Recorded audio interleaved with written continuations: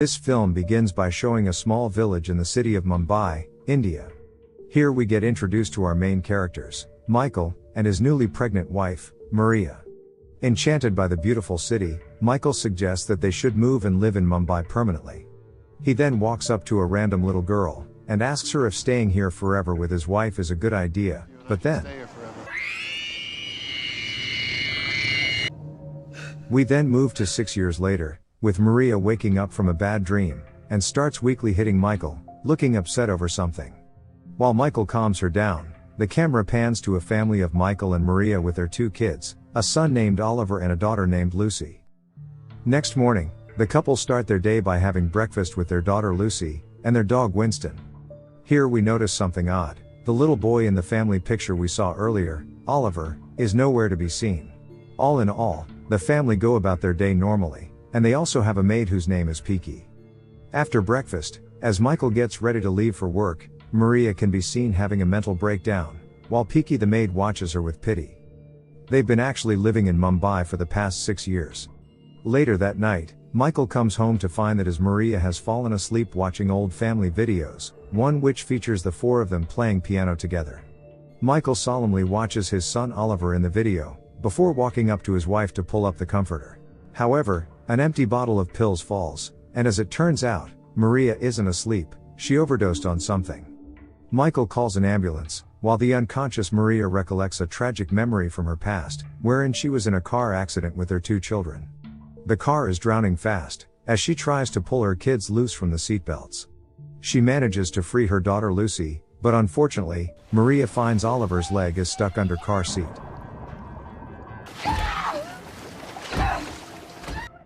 Unable to free Oliver in time, the little boy drowns to death.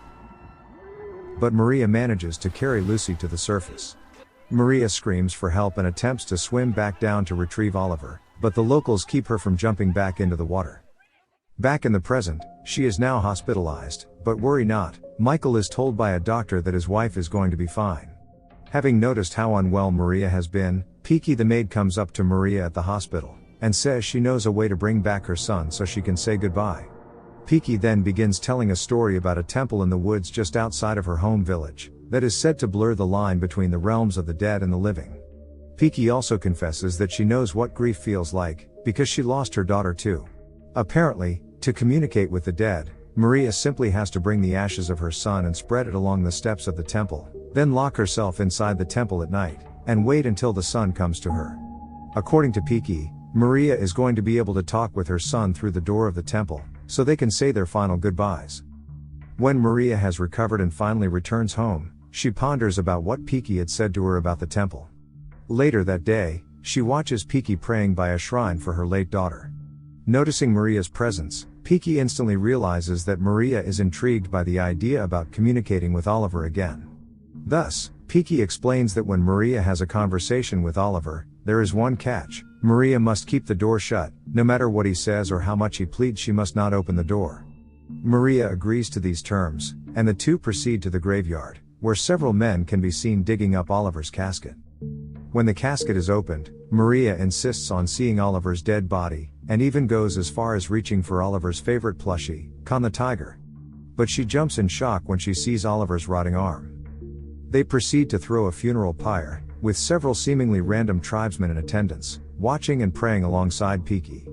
Peaky explains that they are the Aghori people. They cover themselves in dead people's ashes, and feeds off of the dead because they believe that it helps them communicate with the dead. Afterwards, Peaky takes Maria to the train station, and assures her that she will inform Michael about what's going on so Michael doesn't worry. Maria sets off on her journey to the remote village. I'm just taking a couple of days to sort.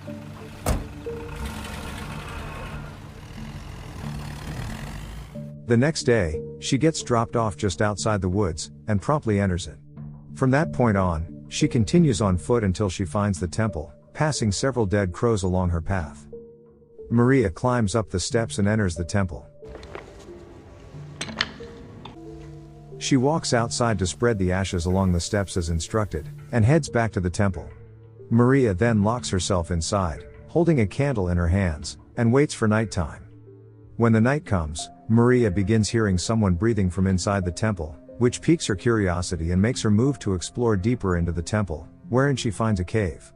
This is where it gets weirder. She feels a gush of wind blowing near her as if someone just passed her, followed by another gush of wind which blows out her candle. She lights a match, and finds a crow falls dead to her feet, and decomposes almost instantaneously before her eyes. She is also startled by a mummified woman holding her face buried in her hands. When the lighter dies, the spooked Maria makes her way back to the main hall, and tries calling her son's name. And then suddenly, the entrance door to the temple starts banging hard. Until the banging stops and she hears Oliver's voice. Relieved and excited beyond measure, Maria presses her ear to the door, while saying sorry for leaving Oliver to die. Oliver of course doesn't blame her, but being the little kid he is, he tries to open the door, wanting to come in to hold his mom. Knowing it is against the rules, Maria tells him she's not allowed to open the door with a heavy heart. Hearing this, Oliver begins crying, and says he has to go back where he came from. Maria begins to panic because she wants more time to talk to Oliver, so she eventually does something she isn't supposed to do. However, she finds no one outside. She frantically calls for Oliver, and when she turns around, shocked and scared, Maria runs away from the temple. Meanwhile, inside the temple, the ominous statue inside begins to crack. Back home in Mumbai, Michael is still awake at night, when suddenly Winston the dog starts barking despite no one being outside. On the next day, little Lucy is playing in her room, when she hears a noise coming from outside. She runs out and finds Khan, Oliver's favorite plushie, on top of the stair landing. She picks it up, and starts leaving, but then, the door of Oliver's room opens. Later that day, Maria returns home, and upon her return, Michael expresses his disappointment in her because her sudden absence got him worried sick. Maria quickly apologizes, saying she was trying to get better, and they share a loving embrace. At night, Maria is woken up by the sound of Winston barking, prompting her to take the dog outside the room. Soon after, she decides to pay her sleeping daughter a visit because she misses her. But then out of nowhere, she hears the floor creaking inside the bedroom as if someone is inside with her, so she listens in for a bit but quickly decides to brush it off. On the next morning, Maria finds Lucy singing in Oliver's bedroom, and tells her to play someplace else. As Maria begins to leave, the toy box inside the room topples over, spilling alphabet cubes that spell Oliver. Yet again brushing away her fear, Maria cleans it up and heads downstairs to join Lucy, during which she pauses in horror as she finds the Khan the tiger plushie sitting on top of the piano. Not looking scared in the slightest, Lucy says she wants to show Maria something. She then begins playing a song they used to play with Oliver on the piano, right when the piano continues playing on its own. Oliver's come back, Mommy. Now realizing that Oliver's spirit is with them, Maria decides to wash the tiger plushie while crying in grief.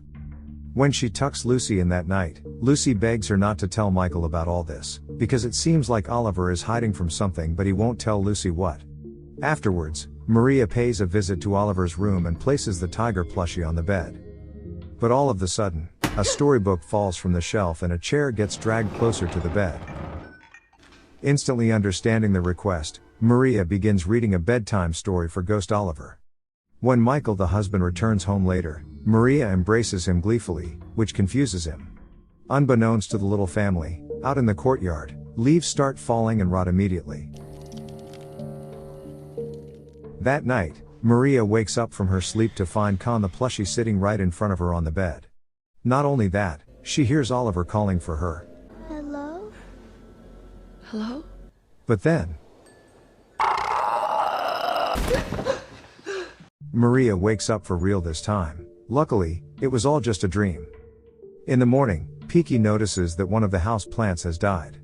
The family's gardener then comes up to her, and takes her outside to show that every single plant in the yard has mysteriously dried up and died too, along with all the fish in the pond. At that moment, Lucy starts screaming. As it turns out, the family's pet birds have died as well. Peaky looks to Maria with concern and tells her about the fish and the trees. Maria then takes Lucy to dump the birds' dead bodies in the ocean, as Indians do with the dead. But out of nowhere, when Maria turns around, Batman! They are freaked out by Aghori tribesmen who chants while lathering ash on Maria's face. They take a three-wheeler taxi, but get stopped because there has been a car accident ahead. Curious, Maria walks up to the commotion and finds a man lying dead. They make it home safely, and we skip to later the evening, during which a thunderstorm rages outside. Lucy is awake, watching TV, while we see Oliver's figure standing in the background.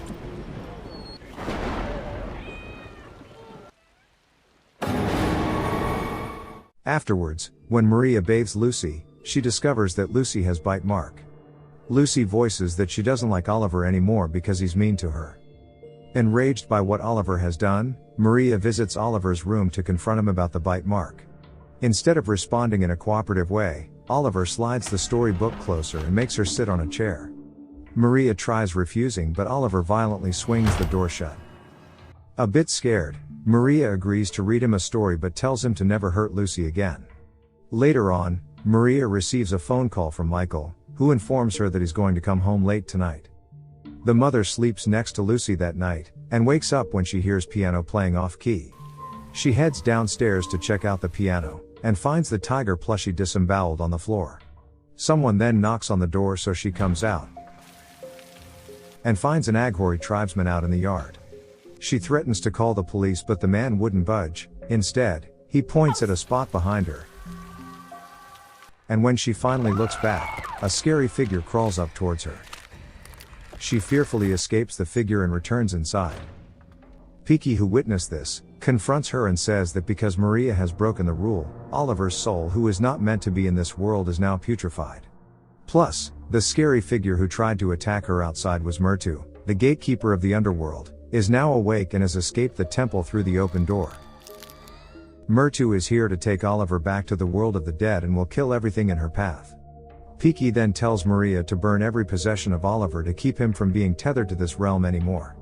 Unwilling to let Oliver go, Maria calls Piki insane and returns upstairs. Here she finds Lucy is crying sitting on the bed while facing the wall. She then approaches her little daughter. Me. But as it turns out, You woke me up. it is actually not the real Lucy. On the next day, the family goes out for lunch. Maria, who is scared of being home, suggests to her oblivious husband that they should take a family trip to visit their relatives, an idea which Michael happily welcomes. But then, Maria starts seeing cockroaches everywhere. Lucky for her though, it's just her hallucination. She snaps out of it and the two realize that Lucy isn't in the resto. Overcome with worry, Maria, who hears Lucy's voice outside, decides to venture the alleyways to look for her, until she briefly comes across Lucy running and chases after her. She then arrives at a dead end, but instead of seeing her daughter, she sees Murtu move to attack her,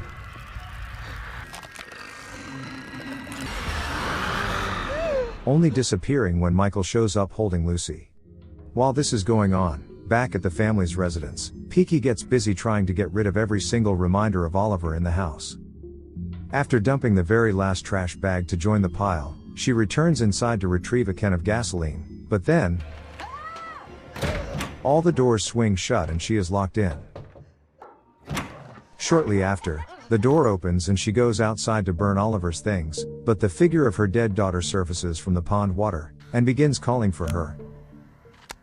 Of course it isn't actually her daughter, it is Oliver disguising himself as her dead daughter. Drawn by her daughter's voice, Piki goes to investigate and finds her daughter's red ribbon in the pond. Later that day, the family arrives home to find Oliver's things bundled up in a pile of trash bags outside the house.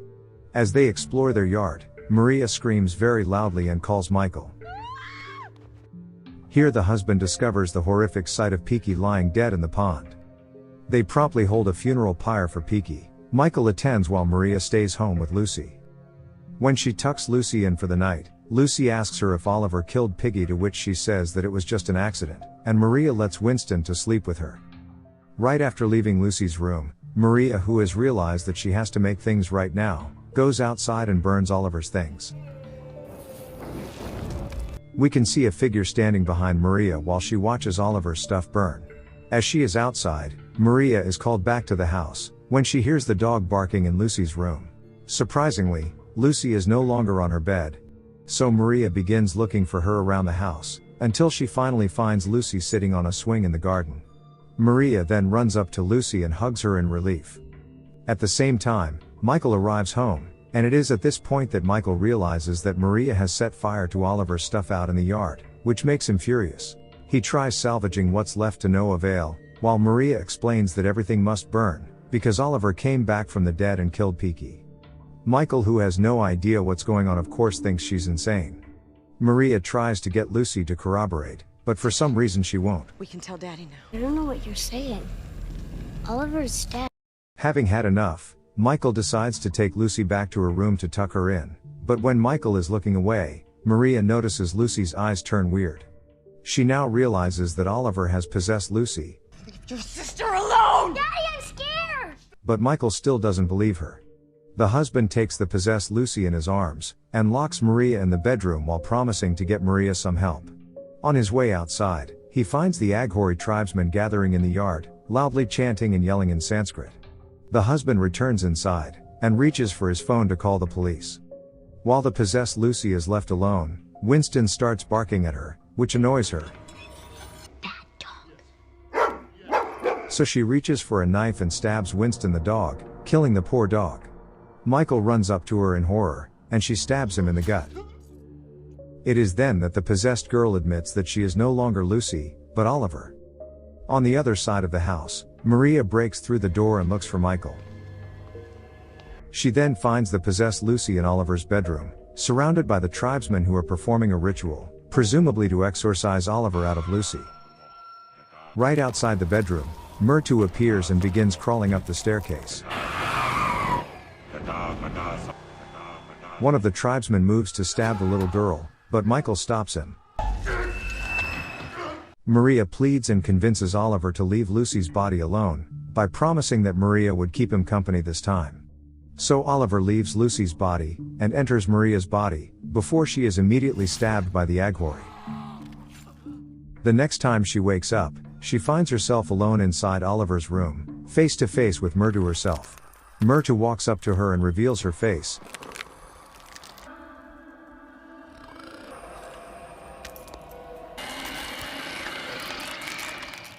This time, Maria finds herself waking up on the steps outside the temple, and briefly believes that she is alive, while Michael's voice can be heard calling for her.